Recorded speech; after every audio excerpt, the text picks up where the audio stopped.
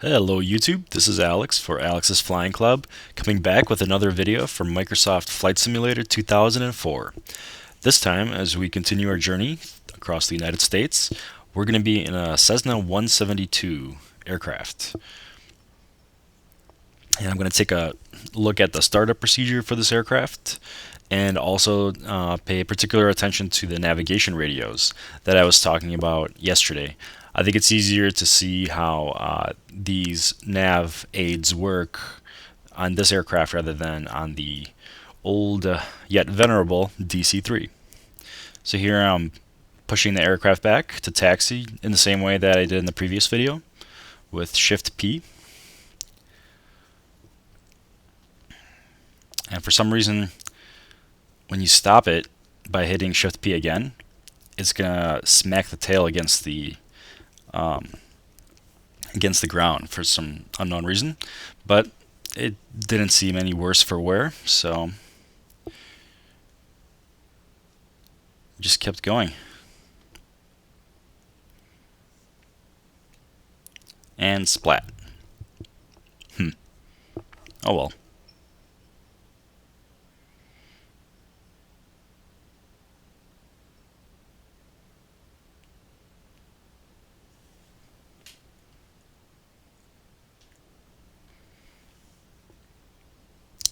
Okay, so back in the cockpit, we're going to start our engine startup procedure. I've got my checklist out, but it's unfortunately not visible in this recording. But we're going to set the fuel selector to both tanks for takeoff. Crack the throttle open a little bit. Put mixture to fully rich.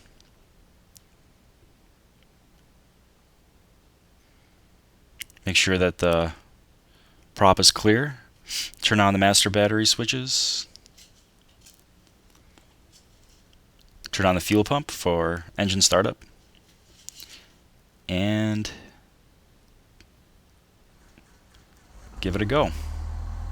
There we go.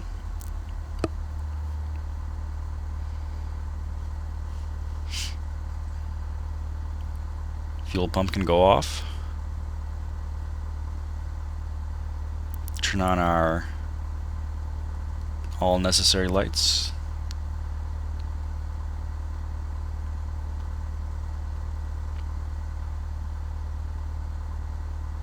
Turn on our avionics.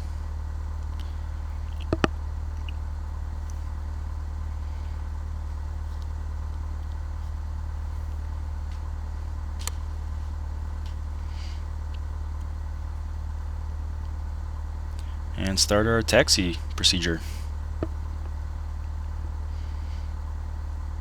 Chicago Midway, clearance delivery, Cessna, November 176 Charlie, Mike, IFR to Timmerman, ready to copy. Cessna, November 176 Charlie, Mike is clear to Timmerman Airport as filed. Fly runway heading, climb and maintain 6,000. Departure frequency is 118.4, squawk 3551. Cessna, November 176 Charlie, Mike, clear to Timmerman Airport as filed. Fly runway heading, climb and maintain 6,000. Departure on 118.4, squawk 3551. Cessna 6 Charlie, Mike, read back correct. Contact ground on 121.65.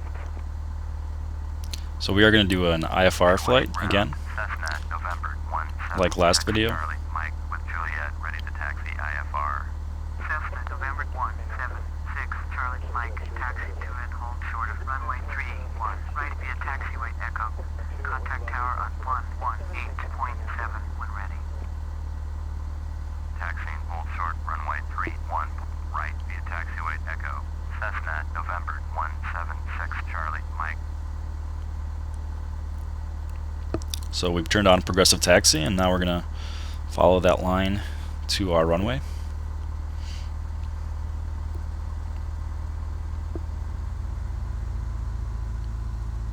Another handy trick I learned from some of the tutorials on YouTube is to periodically press B and D on your keyboard, and what that'll do is B will accurately calibrate your altimeter, and pressing D will accurately calibrate your magnetic compass, because those periodically go out of whack. I guess they become a little inaccurate, and Flight Simulator just automatically corrects that for you if you press those two buttons. So I do that several times throughout the flight, and especially before takeoff and landing.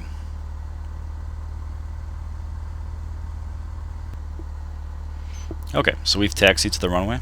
We're going to do a few procedures before we take off.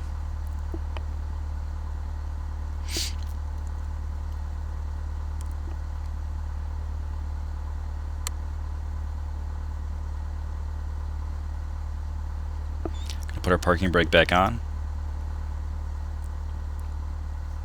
Make sure the controls are working freely and correctly.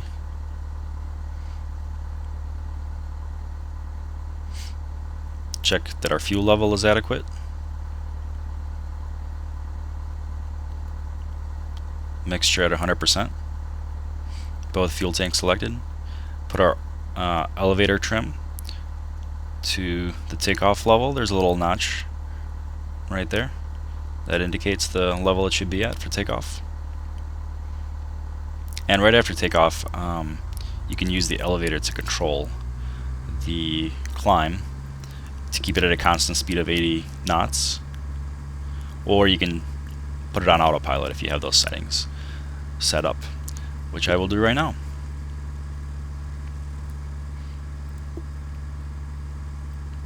Or first I'm going to do the mag checks. You put the RPM to 1800 and then move it to right and left mags. Make sure that the RPM drop is not significant. Make sure to put it back to both mags selected. Gonna come back down on the throttle after those checks.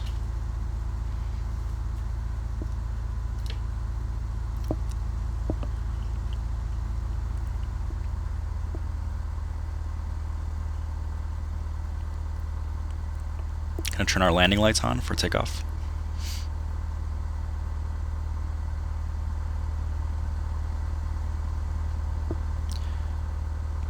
Lower the flaps by 1 notch.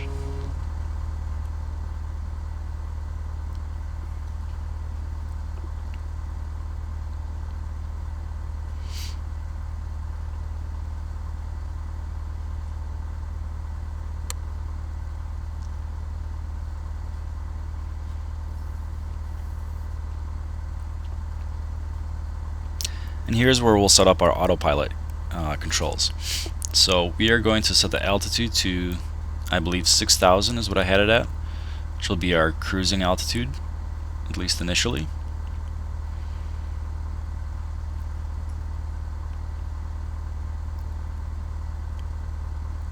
And these are the navigation radios. And we're going to set the VOR radios, I believe they're called, to the frequency for our next waypoint.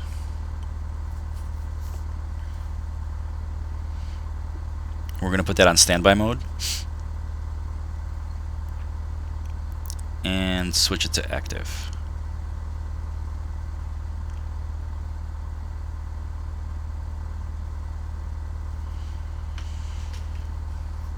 Midway Tower, Cessna, November 176 Charlie, Mike, ready to go. Runway 31, right, IFR to Timmerman.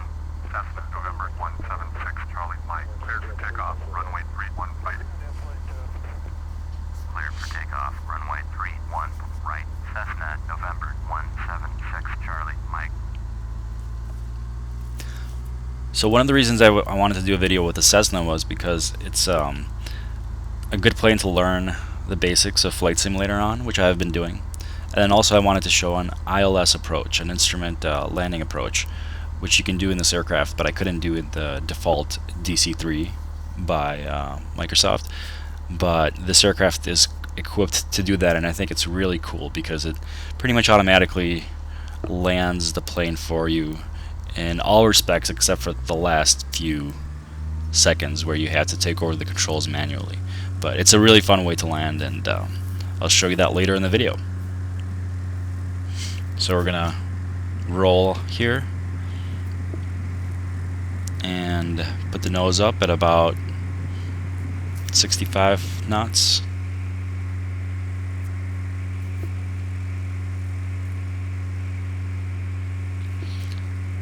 The gear is stationary, so we don't have to raise it. And now that we've gotten to a sufficiently high off the ground, the nav radio kicked in, and those indicators started working. So get into that a little bit later. So here I'm going to turn on the autopilot and set it to altitude, which means it'll automatically climb and keep climbing until the plane reaches 6,000 feet.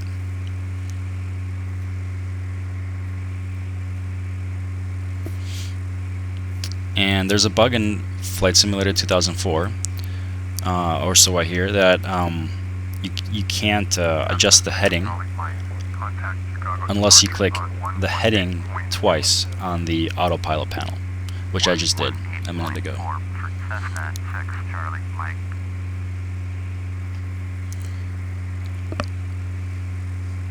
Chicago departure, Cessna, November 176 Charlie. So now I'm banking the plane to get it back onto the runway heading, which I was directed to follow.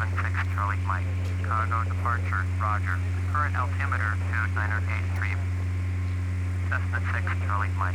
Turn right, heading 330. Proceed on course. Climb and maintain 6,000. Turn So right, heading 330. Resume on navigation. Climb and maintain 6,000. Cessna 6 Charlie Mike. So I only have to worry about controlling the throttle and the ailerons and rudder. The elevator, the climb, is controlled for me by the autopilot.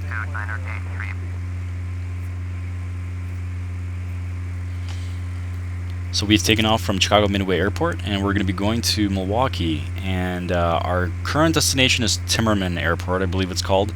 But I'm going to switch that and request that I land at General Mitchell Airport, because I wanted to show an ILS approach, and for some reason I couldn't get a runway with ILS.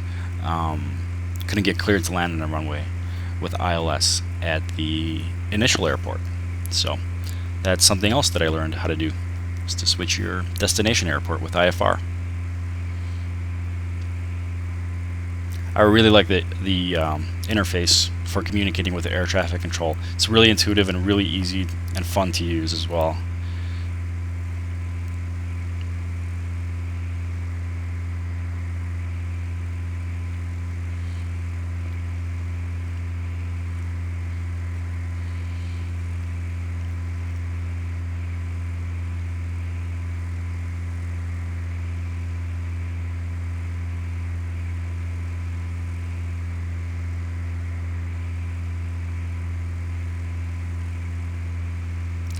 So now I've set the autopilot to control our heading.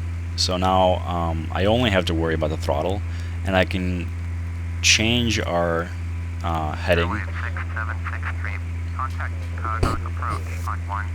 by adjusting the orange knob in the middle of the dashboard that I adjusted about a minute ago. Here we have a view of downtown Chicago.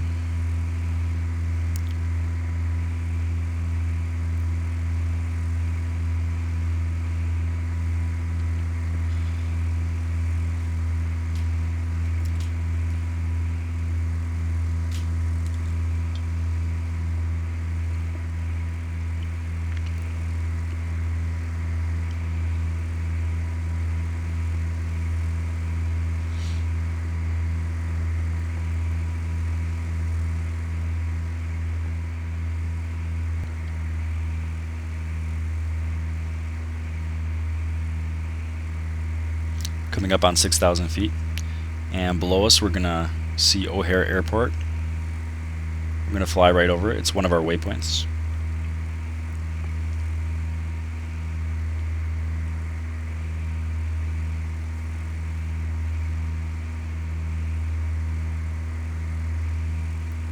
I'm adjusting my mixture control because as you get altitude, you get higher. Leaning out the mixture actually increases your RPMs in this aircraft. So I'm finding that the optimal level.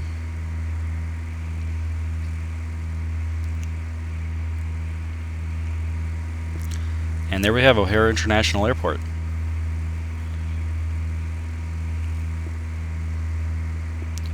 One of the more famous airports in the world. It used to be the busiest airport in the world. I don't know if that's still the case, but it's definitely a large one.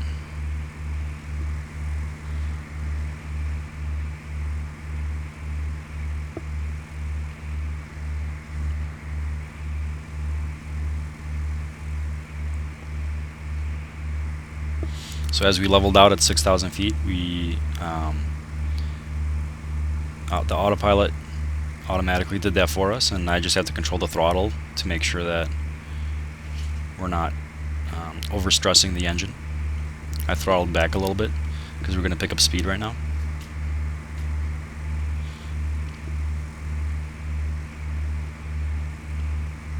And it doesn't look that busy, the airport. I think I only counted like 4 planes down below.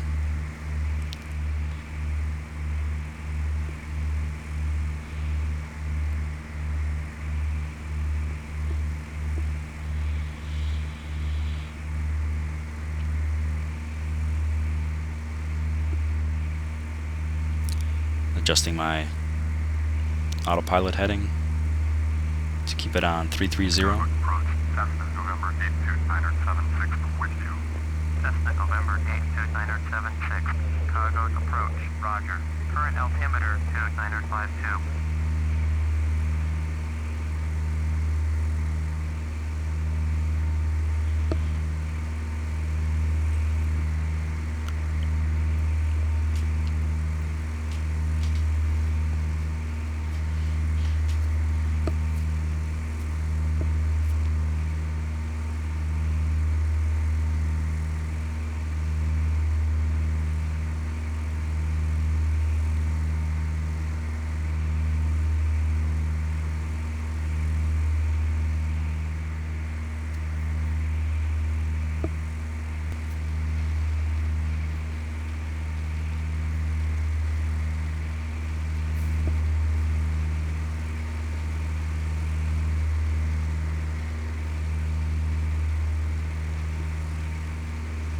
Landmark 2705 heavy.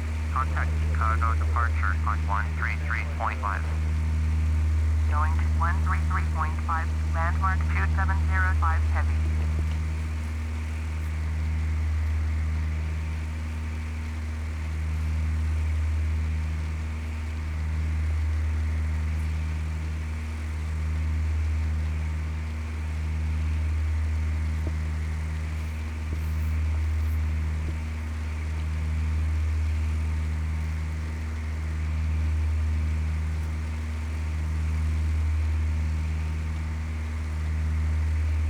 So now I'm adjusting the navigation frequency to our next waypoint now that we've reached O'Hare.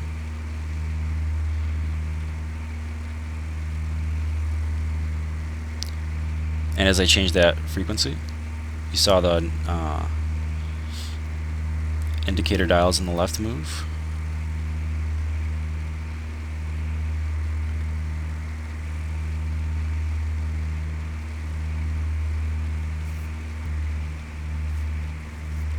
And these navigation frequencies are pretty much beacons that are sending out Chicago approach, Cessna November 389er12 with you. sending out waves to and that our plane picks up on, that we can tell where it's coming from and how far away that signal is.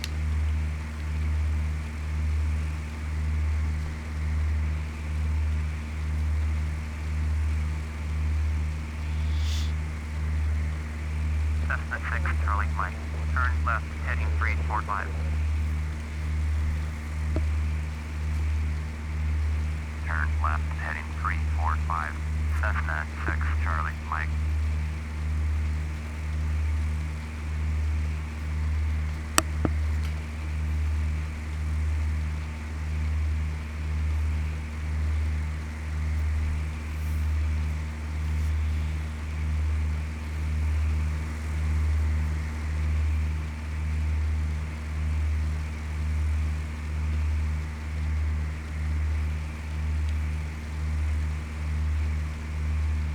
This right here is the non-directional beacon control, another type of navigational aid.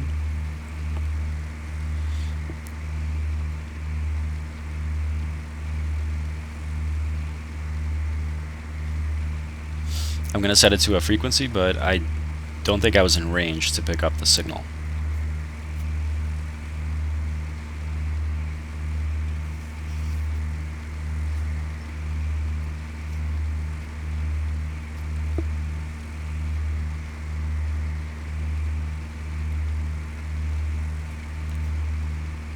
Chicago's approach, Cessna November 56216. Request clearance to transition Bravo airspace. Cessna November 56216. Chicago's approach, clear to the Bravo airspace. Clear to Bravo airspace. Cessna November 56216.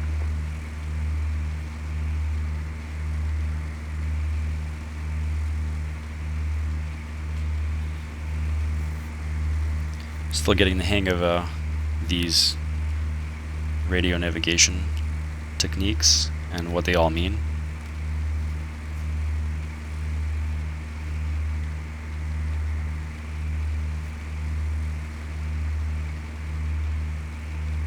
Definitely more relying on the air traffic controllers for this flight, but this is the first flight that I've done without any use of the GPS. And there, what I'm pointing to now is from the nav radios. It actually shows in nautical miles the distance to the beacon. Approach, Cessna November 176 Charlie Mike. Like to change destination to Milwaukee. Cessna November 176 Charlie Mike is cleared to Milwaukee Airport as filed. Squawk 3551. Cessna November 176 Charlie Mike cleared at Milwaukee Airport as filed. Squawk 3551. Cessna 6 Charlie Mike, read that correct. Radar contact. Turn right heading 020, descend and maintain 4000.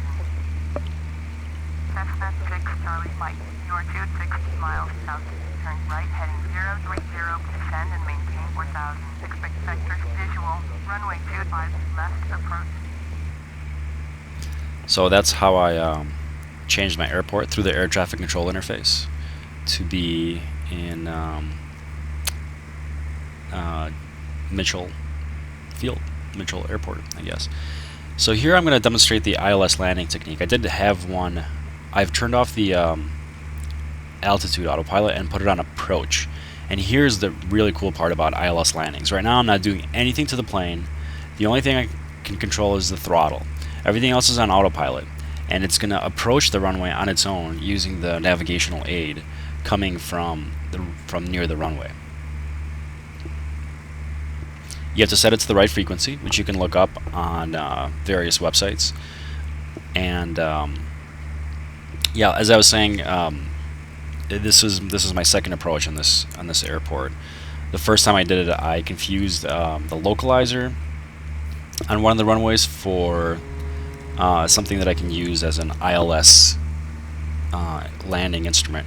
I'm not really sure the difference between them because the ILS frequency is labeled as localizer on airport maps. But anyways, I'm sure there's a logical explanation for it, but you can only land in this way on a runway that has ILS, not just localizer. So this runway does have ILS, and right now it's currently straightening out our aircraft to have an ideal approach. And I'm controlling the throttle, and it looks good. I want to be at about 80 knots. I've lowered the flaps by a notch or two at this point. And you'll see the needles align right below where it says OMI in blue, orange, and white. That little dial below that, you'll see it's kind of aligning like a cross, which means that the approach is correct. The horizontal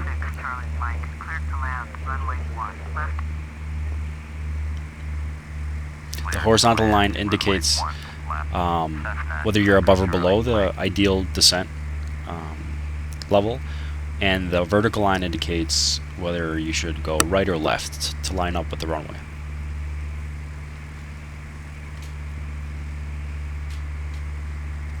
And you'll see also the yellow arrow on the bottom is now pointing. It's honed in on the non-directional beacon that I was mentioning earlier, the second form of radio navigation, and it's picking out the direction from where it's coming from.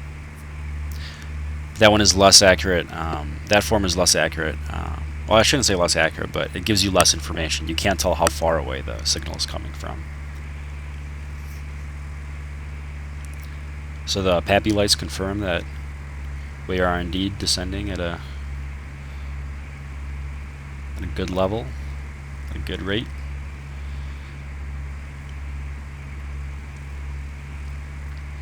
Kind of make out some of the buildings of Milwaukee in the background.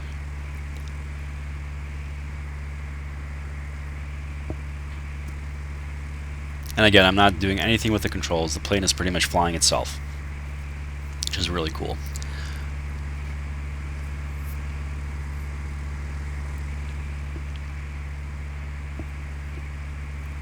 I want to lower my speed to about 70 knots so that we touch down at 60 knots or less in this aircraft.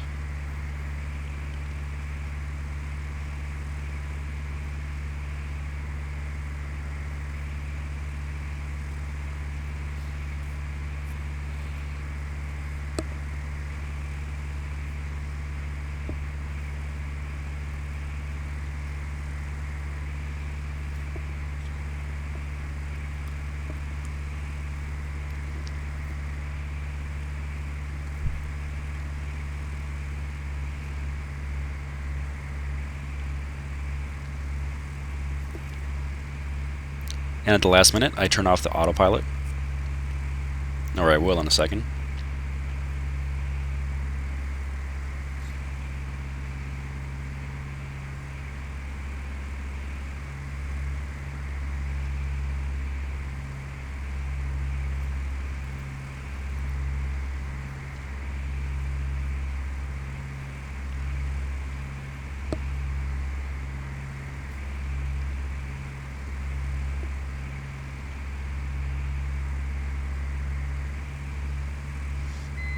Autopilot's off. Now I'm controlling the plane, but I'm making very, very slight adjustments because the autopilot put us on a good trajectory.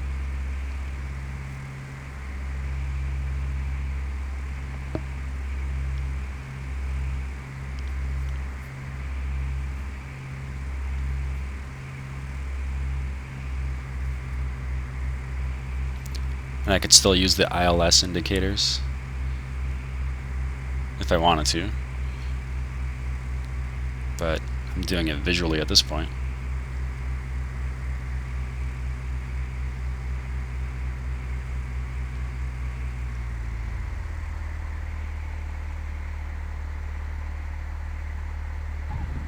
There we go. It's a pretty good landing, I think. This is a fun aircraft to fly, in my opinion.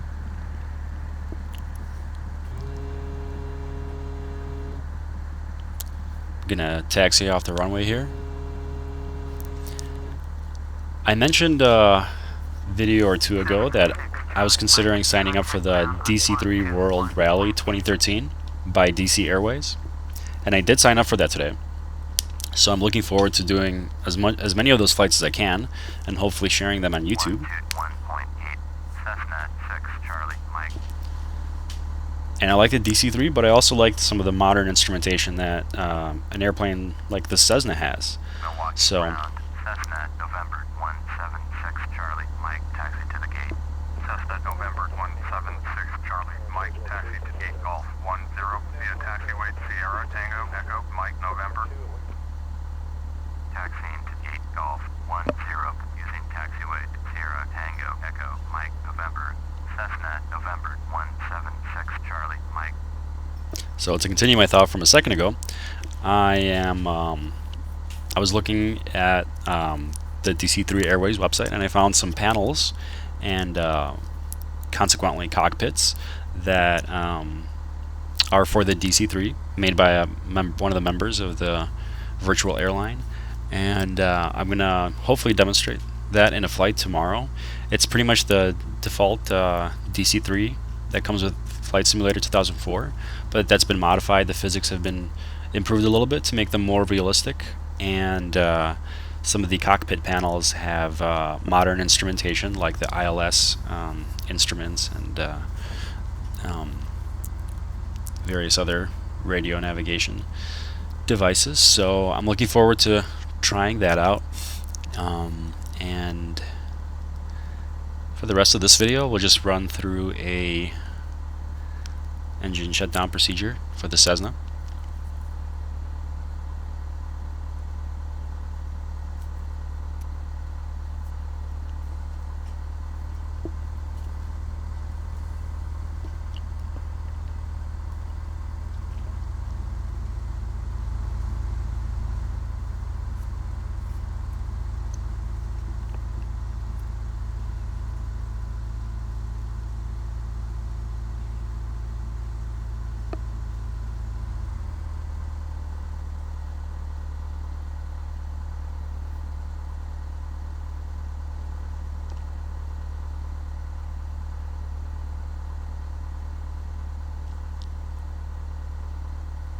Gonna put our parking brake on, turn off our lights,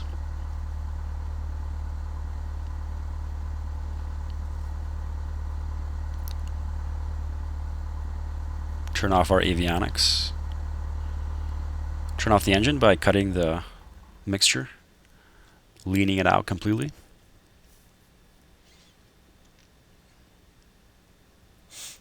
Turn the ignition switch to off, turn off the battery, and the last step is to put the select the fuel tank on either left or right, but not on both. So there's a quick flight in the Cessna 172.